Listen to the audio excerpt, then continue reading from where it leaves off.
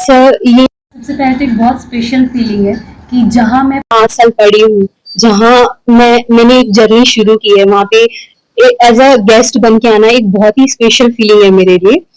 और इसमें सबसे बड़ा रोल अगर मैं कहूँगी तो जैसे एक कहावत है कि अगर नींव मजबूत होगी तो ही ऊपर की इमारत मजबूत होती है। तो ये गीता इंस्टीट्यूट ऑफ लॉ ही है जो मैं एक फाउंडेशन स्टोन कंसीडर करती हूँ अपनी इस जर्नी में, क्योंकि जब मैं इस कॉलेज में 10 साल पहले आई थी तब ये भी नहीं पता था कि लॉ के बाद और क्या क्या चीजें होती हैं। It was just because of GIL कि यहाँ पे मुझे प्रैक्टिकल एक्सपोजर मिला। यहाँ पे जो थियोरेटिकल के साथ साथ प्रैक्टिकल नॉलेज दी जाती है, उसमें आई यूज टू नो कि अच्छा ये भी होता है फील्ड, इसमें यहाँ पे मूव फॉर कॉम्पिटिशन्स कराए जाते हैं।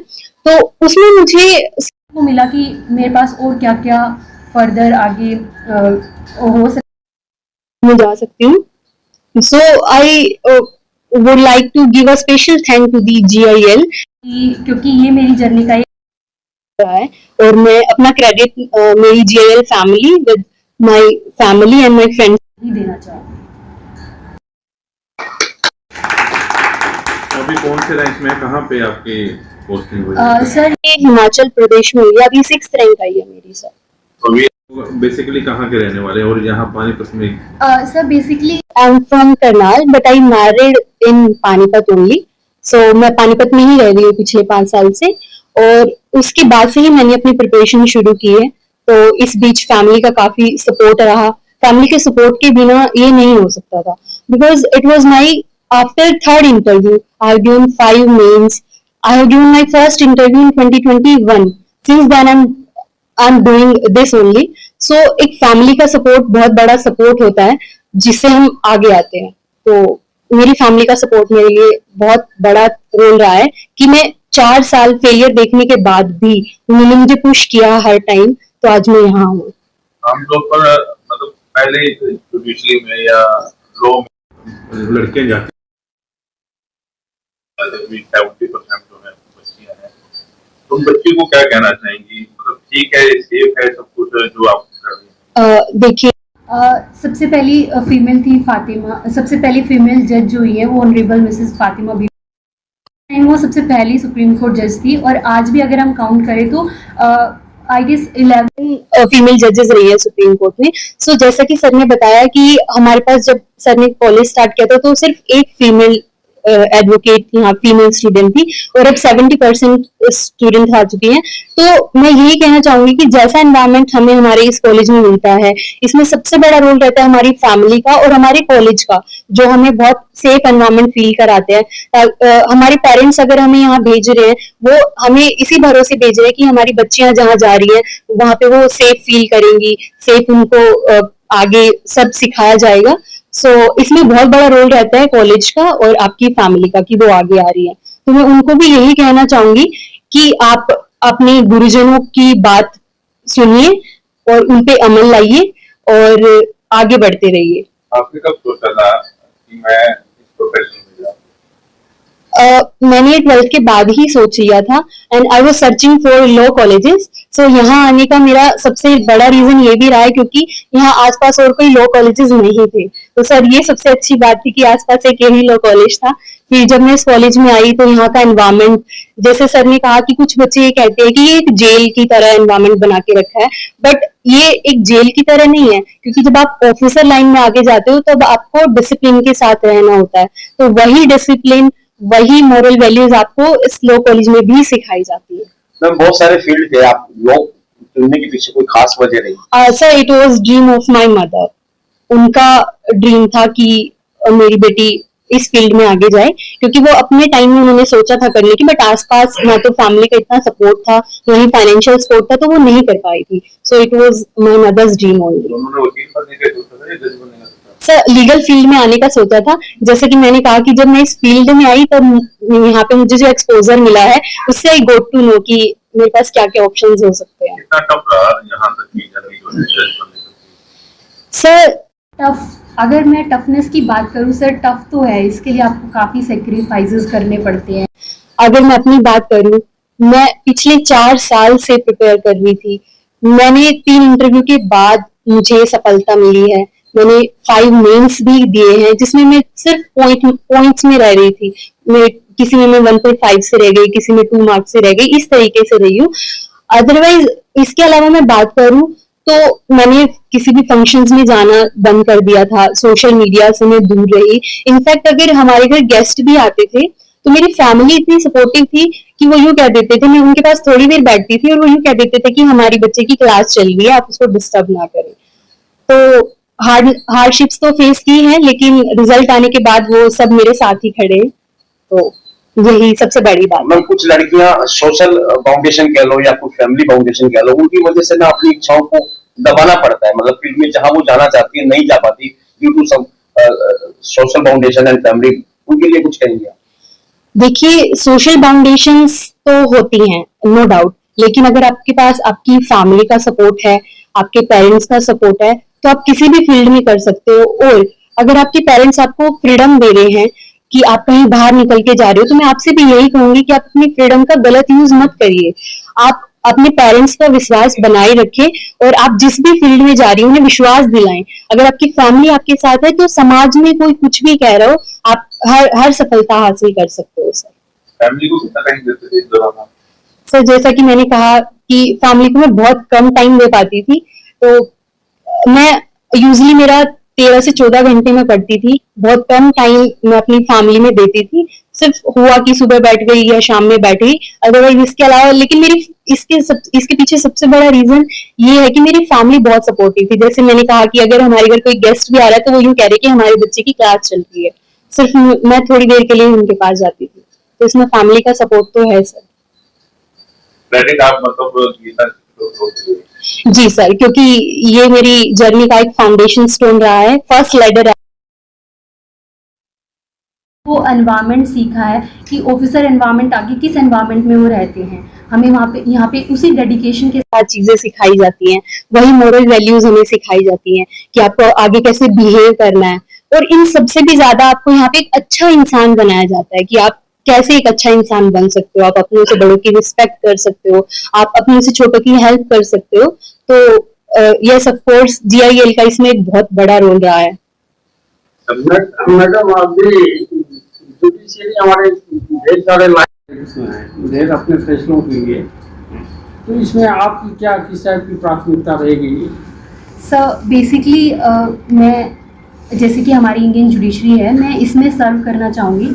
इसमें सबसे पहले मैं चाहूँगी कि जो मेरे आसपास के लोग हैं जिनका मैं केस हैंडल कर रही हूँ, तो मेरे कुछ इस तरीके के हों कि उन पे एक बहुत बड़ा इम्पैक्ट आए। जैसे कि आप फैमिली इश्यूज ले लीजिए, आजकल इतने फैमिलीज इशू है, कोर्ट्स में हर जगह डिवोर्स हैं, तो आई विल ट्राई माय बेस्ट कि मैं उनका कॉन्सिलिएशन करा सकूं, ताकि वो अपने आउट ऑफ कोर्ट सेटलमेंट हो सके उनकी, या फिर उनकी फैमिली आगे बची रहे।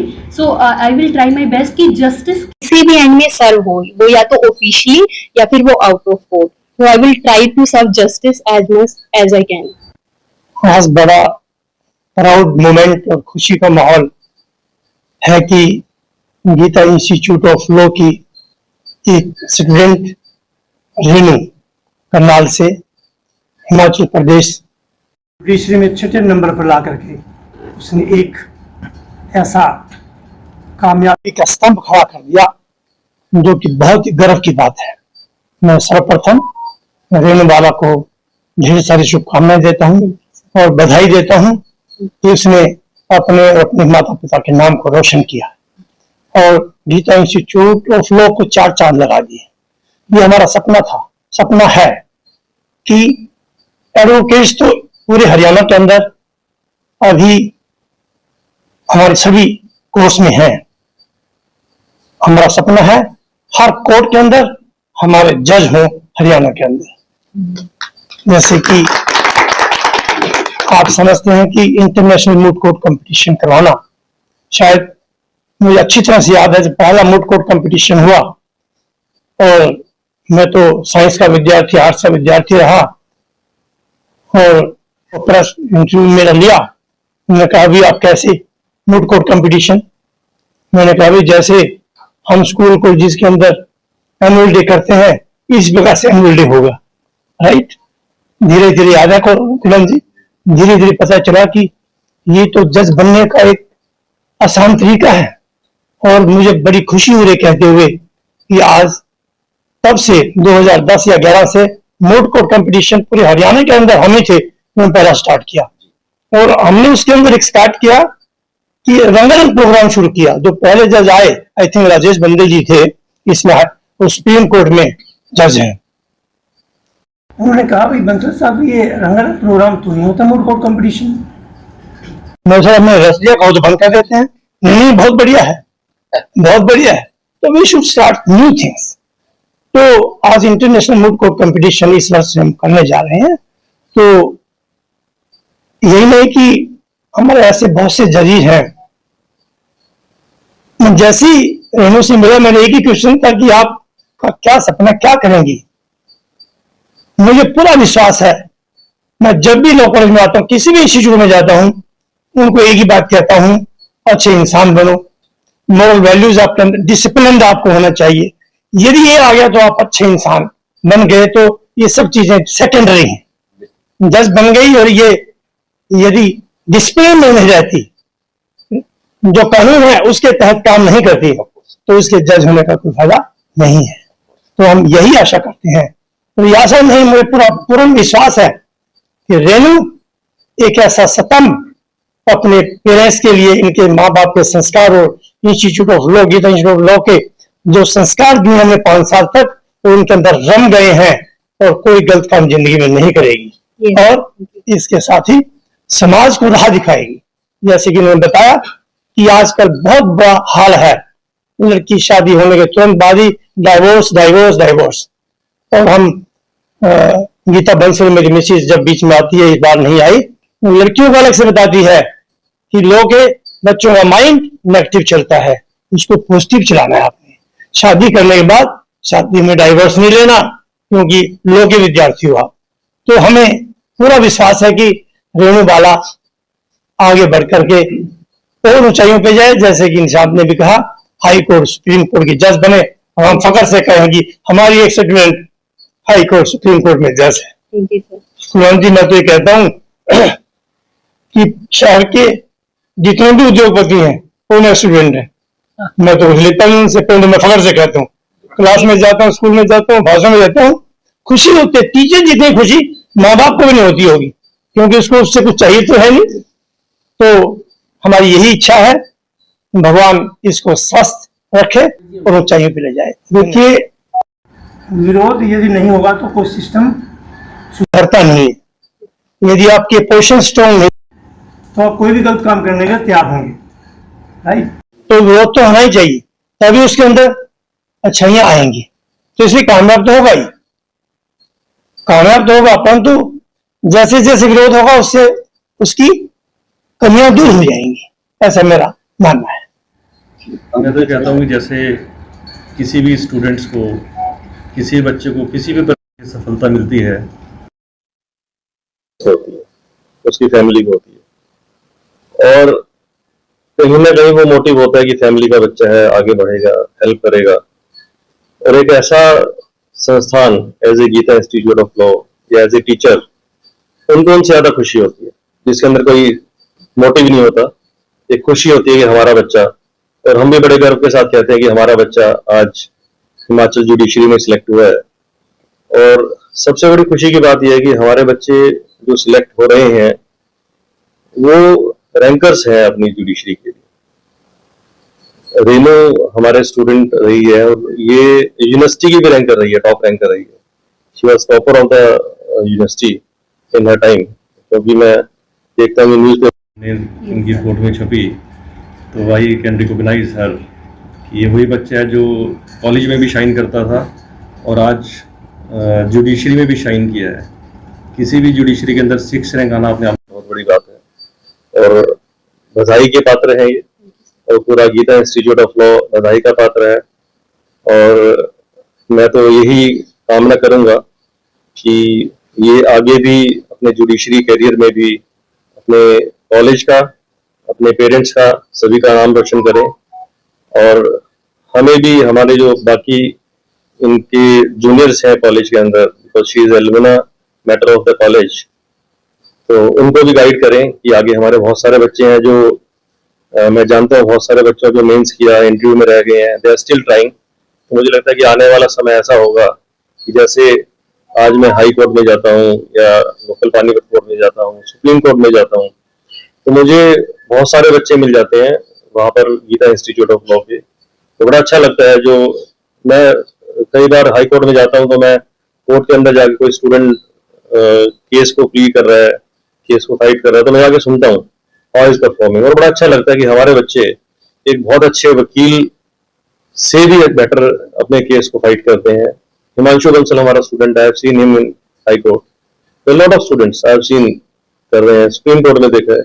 तो उसी तरह हमारे बच्चे, मुझे लगता है कि आने वाले समय में हरियाणा, हिमाचल, राजस्थान जुडिशरी के अंदर lot of student from Geeta institute of law, और उनकी पहचान अलग से है। अगर आप कोर्ट में भी जाएंगे, पानीपत कोर्ट में, हमारे बच्चे आपको अलग से नजर आएंगे, अलग से केस फाइट करते नजर आएंगे, क्योंकि हमने उस तरह की तालीम देने की कोशिश की है इनको, बच्चों को, तो उस तरह की कोचिंग दी है। मूड कोर्ट हमारी रेगुलर प्रैक्टिस है, नेशनल लेवल मूड कोर्ट, इस साल हम इंटरनेशनल मूड कोर्ट भी स्टार्ट किया है हमने, और जुडिशियल कोचिंग भी हमने लास्ट ईयर से गीता इंस्टीट्यूट ऑफ लॉ में स्टार्ट की है। तो मैं यही कहूंगा कि रेनो भी जहां भी रहे, हिमाचल में है, भगवान करे कि कल को और बेटर जुडिशरी, बेटर स्टेट्स के अंदर जाने की कोशिश करे तो वहां भी सिलेक्शन हो, और जब भी जाए तो आने वाले समय में she will become, because she is very young, the जज ऑफ हाई कोर्ट, और सुप्रीम कोर्ट तक जाए, हमारी तो इच्छा है, और अपने पेरेंट्स का और कॉलेज का नाम रोशन करे। Sir, see specially praise the discipline of your institute, कैसे देखते हैं डिसिप्लिन कितना ज्यादा जरूरी है किसी? देखिए, एजुकेशन इंस्टीट्यूशन में फर्स्ट थिंग डिसिप्लिन। बहुत सारे लोग कहते हैं कि मुझे कॉलेज में आने की जरूरत नहीं है, तो पढ़ के वैसे पास हो जाऊंगा। कॉलेज में सिर्फ पढ़ने के लिए नहीं आना, आपको डिसिप्लिन सीखने के लिए आना है। आप कैसे टाइम से क्लास में जा रहे हैं, आप कैसे अपने कंपटीशन में पार्टिसिपेट कर रहे हैं, तो discipline is the most important. और ये गीता ग्रुप ऑफ इंस्टीट्यूशन की हर कॉलेज में, गीता यूनिवर्सिटी में, गीता इंस्टीट्यूट लॉ में या स्कूल्स के अंदर फर्स्ट प्रायोरिटी, हमारे चेयरमैन सर ने कहा है कि first priority is moral values and discipline. अगर बच्चा डिसिप्लिन सीख गया तो उसकी लाइफ ऑटोमेटिकली बेटर हो जाएगी। एकेडमिक तो सीख ही लेगा बच्चा, तो discipline is most important. Renu को ढेर सारी शुभकामनाएं और बधाई देना चाहूंगा, जिसने अपने मदर का सपने को पूरा किया, जैसा कि रेनू ने बताया, क्योंकि सबसे बड़ा मोटिवेशन उसकी मदर रही, अगर आपने सुना हो जिसके पीछे। और मुझे लगता है कि हमारे हिंदुस्तान के अंदर सबसे बड़ी जो एक बच्चे की इच्छा रहती है, अपने पेरेंट्स के सपने को पूरा करने की रहती है। अब कितने लोग उसको पूरा कर पाते हैं, वो उसकी किस्मत है। तो रेनू उनमें से एक रही जिसने अपनी मदर के सपने को पूरा किया। और एक बहुत बड़ा चैलेंज जो शादी करने के बाद, जिसमें आपके दूसरे पेरेंट्स आते हैं, हस्बैंड आता है, जो अननोन लोग होते हैं, वो स्टार्टिंग के फेज में जो कई सारे चैलेंज होते हैं, जैसे कहा कि आज की डेट में डाइवोर्स के इतने सारे केस हुए, ऐसे माहौल के अंदर और एक लो बैकग्राउंड से होने के बाद, जो हमारे समाज के अंदर, जैसे कहा गया, निशान जी ने कहा कि 2007 में जब हमने कॉलेज शुरू करा तो सिर्फ एक ही लड़की हमारे पास आई। उसका कारण एक ही है, हमारे समाज के अंदर कोई लड़की अगर लो करके आती है तो उसको एक्सेप्ट नहीं करते, क्योंकि कहते हैं कि अगर वो हमारे घर में आएगी तो कानून झाड़ेगी। लेकिन मैं सबसे बड़ी बधाई इनके, उससे ज्यादा बधाई इनके इन लॉज को देना चाहूंगा, इनके हस्बैंड को, इनकी मदर इन लॉ को देना चाहूंगा, जिन्होंने इनको दिन रात सपोर्ट किया। और मतलब आज ये जिस मुकाम पर पहुंची है, उसके पीछे उनका बहुत बड़ा सहयोग रहा है। तो मैं शायद बड़ा अच्छा फील कर रहा हूँ कि इस तरह की सोसाइटी में अगर पेरेंट्स हो और इन लॉज हो, तो मुझे लगता है लड़कियों को आगे बढ़ने से कोई नहीं रोक सकता। और इसी के साथ साथ गीता इंस्टीट्यूट ऑफ लॉ, जैसे कि चेयरमैन सर ने भी बताया, और ऐसा ही हम फील करते हैं, वो हमेशा एक ही बात बोलते हैं कि सबसे पहले संस्कार बड़े जरूरी हैं। अगर आप एक अच्छे बड़े व्यक्ति बन गए, जब भी मैं उनकी स्पीच सुनता हूँ वो एक ही बात बोलते हैं, आप एक अच्छे बड़े उद्योगपति बन गए, पॉलिटिशियन बन गए, जज बन गए, लेकिन आपके अंदर मोरल वैल्यू नहीं है, तो उतने बड़े आदमी बनने का कोई फायदा नहीं है। और मुझे बड़े बताते हुए फक्र होता है कि हमारे बच्चे आज बड़ी बड़ी पोजीशंस पर हैं। रेनू उनमें से एक है जिसने आज पूरे पानीपत और करनाल, क्योंकि उसके ऊपर जिम्मेदारी 2 शहरों की है, एक अपने इन लॉज की पानीपत शहर की और एक करनाल की जो उसका मायका है। ऐसे अगर ऋषभ अग्रवाल की बात करें, जो कि फर्स्ट रैंक होल्डर रहे हरियाणा से, वो गीता इंस्टीट्यूट ऑफ लॉ के स्टूडेंट। ऐसे कई बच्चे गीता इंस्टीट्यूट ऑफ लॉ के उदाहरण रहे, जिन्होंने जुडिशरी में अपनी एक अच्छी पोजीशन ली। और ये इंस्पिरेशन है हमारे समाज के लिए कि लड़कियां भी कम नहीं है। और आज अगर आप देखते हैं किसी भी प्रोग्राम के अंदर, किसी इवेंट के अंदर, एजुकेशन के अंदर सबसे आगे आपको लड़कियां मिलती हैं। तो हम चाहते हैं कि हमारा समाज, जो कि पहले एक बहुत बड़ा चैलेंज था, गर्ल्स को एक्सेप्ट नहीं करता था कि उनको स्कूल में ना भेजा जाए, 12th के बाद ही उसकी मैरिज कर दें, तो ऐसी बुराइयों को, ऐसे चैलेंजेस को हमारे आने वाली जनरेशन, और हम भी इसको प्रमोट करते हैं अपने गीता ग्रुप के अंदर, कि ऐसे बच्चों को हम प्रमोट करें। क्योंकि एक फीमेल के ऊपर एक घर की जिम्मेदारी नहीं है, 2 घर की जिम्मेदारी है, और उसके ऊपर पूरे समाज की जिम्मेदारी है, क्योंकि समाज उसको बड़ी डिफरेंट नजर से देखता है। तो मुझे ऐसा लगता है कि ऐसी ऐसी इच्छाएं जो रखते हैं बच्चे और आगे बढ़ना चाहते हैं, हमारे कॉलेज में और भी बच्चे रेनू वाला से इंस्पायर होके यहाँ से और जजेस बनेंगे। और जैसे चेयरमैन सर ने कहा कि हर एक स्टेट के अंदर नहीं, और मैं चाहूंगा पूरे हिंदुस्तान के अंदर हमारे कोर्ट के हर एक कोर्ट के अंदर गीता इंस्टीट्यूट ऑफ लॉ के बच्चे, और इस साल हमने गीता यूनिवर्सिटी में भी लॉ शुरू किया है कि यहाँ दोनों पानीपत के अंदर अब 2 लॉ कॉलेज हो गए हैं। तो वहां से निकले हुए बच्चे पूरे हिंदुस्तान के अंदर हर एक कोर्ट के अंदर जज बने। तो सबसे अच्छी बात है, हम मॉरल वैल्यूज देते हैं, तो ऑब्वियस ही बात है वो गलत तो करेंगे नहीं। तो मैं इसी के साथ ढेर सारी शुभकामनाएं इन सभी टीचर्स को जिन्होंने उसके ऊपर मेहनत करी और आज ये इस मुकाम पर पहुंच पाई है। इनके फ्रेंड्स जो रहे, जिनकी सपोर्ट इनको रही होगी, फिर उसके बाद उनकी फैमिली और इन लोगों को देना चाहूंगा। और नो डाउट रेनू को तो ढेर सारी शुभकामनाएं देना ही चाहेंगे, क्योंकि ऐसे बच्चे ही समाज के लिए एक आईना बनते हैं और वो आगे बढ़ते हैं। तो मैं ढेर सारी शुभकामनाएं रेनू को देता हूँ कि वो अपने इस पद को, गरिमा को संभाल कर रखेंगे, और जो भी जस्टिस होगा उसको जस्टिस के तरीके से ही करेंगे। कि हमारी एक स्टूडेंट DLLB कोर्स की 2015 से 20 बैच की हिमाचल प्रदेश जुडिशियल एग्ज़ाम में क्लियर करके 6 पोजीशन पे आई है। और अगर मैं देखता हूँ, मैंने इनको पढ़ाया भी है, तो ये बच्ची में बहुत ज़्यादा पोटेंशियल था। क्वेरीज इतनी रहती थी कि इसको हर टाइम ये होता था कि मेरा एक एक पॉइंट क्लियर हो जाए। वो आज हमें लग रहा है कि वो सक्सेस में कन्वर्ट हो गए हैं। इस तरह के बच्चे जितने भी हैं, पास्ट में भी अगर हम देखेंगे तो हमारे जो अपॉइंट हुए हैं, हर साल कंटिन्यूस 1 या 2 सिविल सर्विसेज में या UPSC के या जुडिशरी में क्लियर करके आगे आ रहे हैं। लास्ट ईयर भी हमारा एक बच्चा शिवांशु गोयल UPSC के थ्रू IRS अपॉइंट हुए हैं। उससे last year Rishabh Agarwal Haryana judiciary clear किए हैं। उससे पहले पुलकित मल्होत्रा HCS क्लियर करके आज SDM हैं। उससे पहले भी हमारे ऋषभ अग्रवाल जी राजस्थान जुडिशरी क्लियर करके वहाँ अपॉइंट हुए थे। तो ये हमारे लिए फ़ख्र की बात है कि बच्चे हर साल कहीं ना कहीं ऊंचाइयों पे उच्च पद को प्राप्त कर रहे हैं। ये तो मैं बात कर रहा हूँ सिर्फ गवर्नमेंट जॉब्स की। अगर बड़ी बड़ी कंपनियों में, लॉ फर्म्स में आप देखोगे तो हमारे बच्चे बहुत ज़्यादा लगे हुए हैं। कुछ ने तो अपनी फर्म भी खोल लिया, जो आज Tier 1 Tier 2 फर्म में भी आ चुकी हैं। इसका सारा श्रेय मैं अपनी टीचिंग टीम को भी देना चाहूँगा। वो बड़ा फोकस रहते हैं। प्रैक्टिकल ट्रेनिंग का जो हमारा फोकस है, एकेडमी के ऊपर हमारा फोकस है, वही इन बच्चों को सक्सेस की तरफ लेकर जा रहे हैं। मूड कोर्ट कॉम्पिटिशन्स हमारा रेगुलर फीचर हैं। जैसे हमारे चेयरमैन सर ने बताया, 2010 में हमने first national moot court competitions किया था। उस समय भी 40 से ज़्यादा नेशनल और इंटरनेशनल टीम्स ने हमारे यहाँ पार्टिसिपेट किया था। हमारे बच्चे भी पार्टिसिपेट किए थे। कंटिन्यूस उन मूड कोर्ट कंपटीशन से बच्चों की जो ग्रूमिंग होती है, वो ग्रूमिंग ही बच्चों को जब वो इंटरव्यू में फेस करते हैं, वो कॉन्फिडेंस लेवल जो उनमें आता है, वो उसको क्लियर कर पा रहे हैं। इस साल हमने इंटरनेशनल मूड कोर्ट कंपटीशन नवंबर और दिसंबर में हम करने जा रहे हैं, जिसमें से 70 के करीब टीम हमारी रजिस्टर्ड हो चुकी हैं। 17 टीमें इंटरनेशनल टीम्स हैं जो पार्टिसिपेट कर रही हैं। हमारी भी बच्चों की टीम्स पार्टिसिपेट कर रही हैं। इंटर्नशिप फेयर हमारा रेगुलर फीचर है, जिसकी वजह से बच्चों को इंटर्नशिप में जो कॉर्पोरेट फर्म्स में जाके प्रैक्टिकल एक्सपोजर मिलता है। क्योंकि जब भी जुडिशरी का इंटरव्यू होता है तो वहाँ पर प्रैक्टिकल जो नॉलेज होती है उस पर क्वेश्चन पुट अप होते हैं।